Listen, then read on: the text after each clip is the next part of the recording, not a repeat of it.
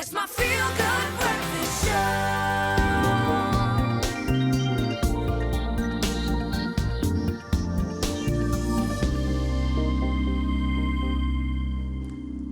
Welcome to Feel Good Breakfast Show. It is indeed Wednesday, and we need to take a very special edition of Final Frontier because we're inspired. Now, this morning's space report, it finds inspiration from the movie that you heard JP and I chatting about called Moonfall, the brightest and largest object in our sky. The moon makes Earth a more livable planet by moderating our home planet's wobble on its axis and, of course, leading to a relatively stable climate. It also causes tides, creating a rhythm that has guided humans for thousands of years. And the moon is also the only place beyond Earth where humans have set foot.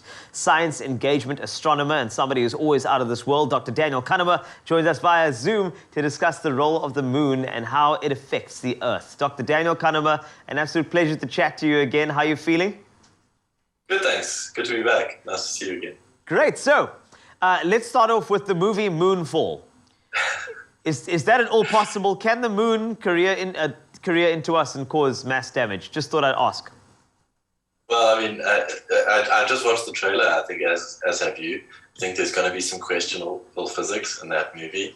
I don't have time to go into it already, but I think that, well, and then, of course, there's this weird other thing going on, whether like it's sentient life or something.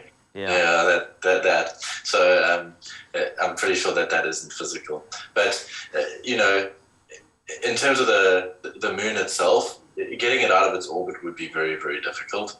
You're going to require a massive force. Technically, it's possible, but you're going to need something of a similar size to come in and knock the moon out of its orbit. If that were to happen, I think that, you know, the moon might be the least of our problems. I think that the debris from that sort of collision would rain down on Earth and cause like no end of havoc. So, I mean, I think that, as you said, the moon is very valuable to us. It has been for the entire evolution of the Earth. The tides and the influence of the moon has been a very stabilizing force and no doubt contributed to the evolution of life on Earth. Losing it would be a real shame. Yeah, very true. You know, I don't know, but then again, if you have companies like SpaceX, they'd probably create a new moon and then it'll be commercialized. Next thing you know, there'll be like another pod in the sky that people obviously try to colonize. You know how we are. We're humans. So let's take a quicker zone into the moon. In fact, a little bit more focused approach. We know the moon helps contribute to a stable climate here on Earth and causes tides. But how exactly does it do that? There's a body in the sky that has some sort of control over our mass of water. It seems physically impossible. Well, it's just gravity, right? So everything that has mass has gravity. You have mass and you have gravity. It's very small. You know, you are attracted to the chair you're sitting on, and but the Earth obviously has a lot of gravity, and it's doing most of the heavy lifting here, and it'll be pulling you down. The moon has less gravity than Earth, but that's just because it's less massive. So that's why you see the astronauts able to jump a little bit higher. But the fact that it has mass still means it's pulling every other object with mass towards itself. Now, if you have the Earth and you have the moon, they both have mass, they both have quite a lot of mass, and they're pulling towards each other. The sun is also pulling on us, obviously, and that interaction between the sun and the moon and the Earth means that, depending on the position of the moon, the gravity from it actually pulls the water on the near side harder than the water on the far side. So the whole Earth kind of like elongates a little bit, and that's why you'll get a high tide on the side sort of facing the moon and the opposite side of the Earth, and a low tide on the sides where it's a bit squeezed. And that's essentially what's happening. So as the moon orbits around the Earth, the tides move around the Earth. That is probably the best explanation ever. I know some people have tried to give you a scientific explanation, but that was just, it's pure explanation. I love it. Now, let's go focus. There is a SpaceX rocket that is set to crash into the moon. That'll be on the 4th of March. Will this have any impact on the moon other than creating another crater or maybe knocking over a flag? Yeah, I mean, I think that's about it. It's the size of it compared to the moon is minuscule. It's not going to be presenting enough force.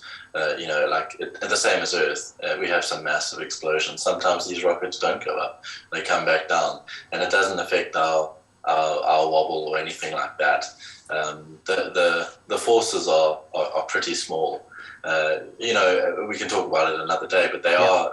SpaceX and NASA just launched something recently where they're going to try and deflect an asteroid with an explosion, deep impact style, and that's obviously a much smaller object. So a big explosion on a small object.